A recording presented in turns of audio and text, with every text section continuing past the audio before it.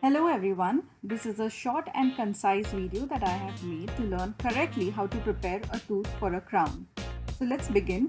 The first thing to do is start with the occlusal reduction. I've used a tapered round TR13 burr for this. You can start with making depth orientation grooves on the occlusal surface where basically all you have to do is sink the burr in completely on 3 different points. 1. The mesiobuccal cusp ridge. 2. The buccal or the lingual groove in the center. 3. The distobuccal cusp ridge. Make sure that the burr is oriented along the original incline of the tooth while doing this. The same is followed on the lingual occlusal surface as well. You will then make the grooves for the functional cusp bevel. Angle your burr almost 45 degrees to the bucco-occlusal surface of the line angle and sink the burr in the same 3 points. Grooves are basically created to serve as a reference for the amount of reduction we need. Obviously, the reduction varies from crown to crown. This video represents a preparation for a metal-free crown like a zirconia or a glass ceramic crown. Once the grooves are created, with these grooves as your reference and following the original tooth inclines, you will now reduce the entire occlusal surface. Go from the central groove that you've created to the cusp ridge and extend it to the proximal end.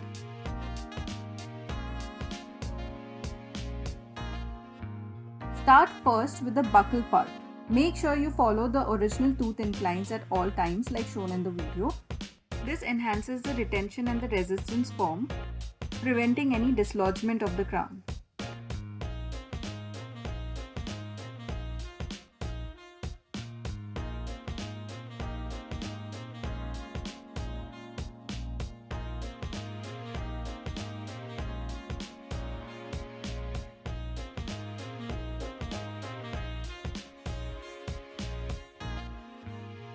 Next, join the grooves to create the functional cusp bevel. Keep the burr at 45 degrees to the bucco-occlusal line angle and run your burr from mesial to distal throughout the surface. To know why we are creating the functional cusp bevel and what the purpose of it is, please watch the video on the clinical tips that I had uploaded earlier. You can follow the link in the description box below. Once your buccal surface is completely done, you can move on to the lingual surface. Here also you will follow the same thing, that is from the central groove you move to the cusp ridge and from the cusp ridge you extend it to the proximal end. All you have to do is follow the tooth inclines and you will maintain the anatomy of the tooth. For a ceramic crown you need at least 1.2 to 1.5 mm reduction on the occlusal surface, 0.5 mm extra on the functional cusp bevel. The axial walls should be reduced to a depth of 1.2 to 1.5 mm, similar to the amount of occlusal reduction that we are doing. Remember, this is for a monolithic crown, okay? Not for a layered one, because that will require definitely more preparation. The margin depth should be 0.8 to 1 mm circumferentially. We've used a tapered round burr for creating the margins.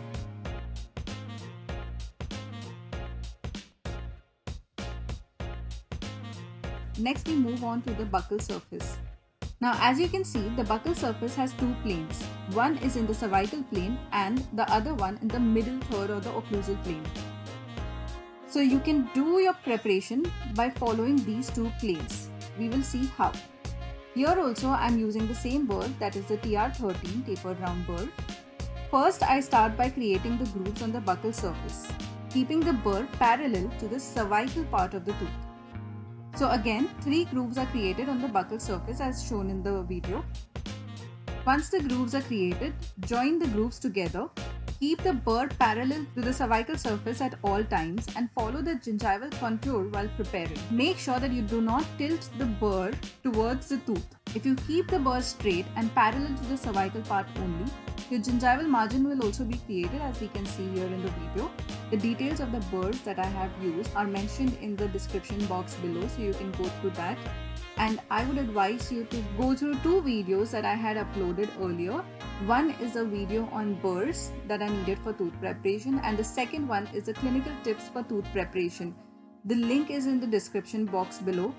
These videos will help you understand the entire process of tooth preparation easily. If you have any doubts, don't forget to mention them in the comment section below, or you could just reach out to me personally through the email address that I have mentioned here.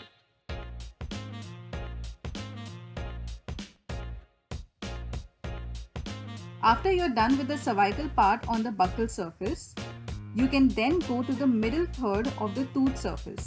Slightly tilt your burr and run it across the surface from mesial to distal. This is your two-plane reduction.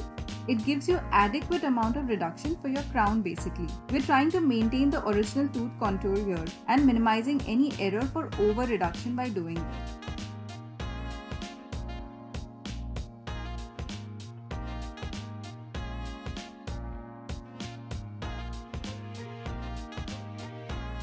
You can appreciate the two-plane reduction in this image.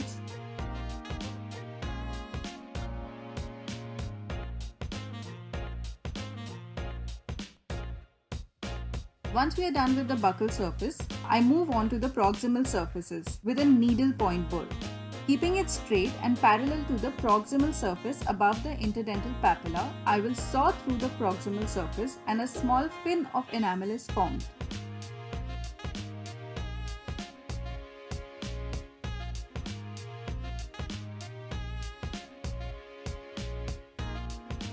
The same is repeated on the other side. And then the enamel fin is broken with a probe or any instrument that you can find. I've used the same burr to flick off that enamel fin. Right now our goal is not to create a margin but just to break the contacts without damaging the adjacent tooth.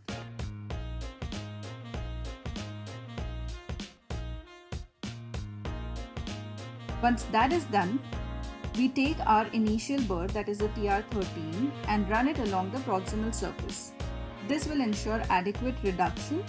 Since we are using a tapered round burr, it will also give the required amount of taper that we need for a crown. Make sure that you maintain continuity between the buccal and the proximal surfaces. Tooth preparation is not really that difficult. All you need is a good control over the eroder so you can practice and improve your skills. When you're preparing a tooth for whichever crown that is, the steps of your preparation will remain the same. The only difference is the amount of reduction and the margin. For that, I would suggest you to watch my previous videos.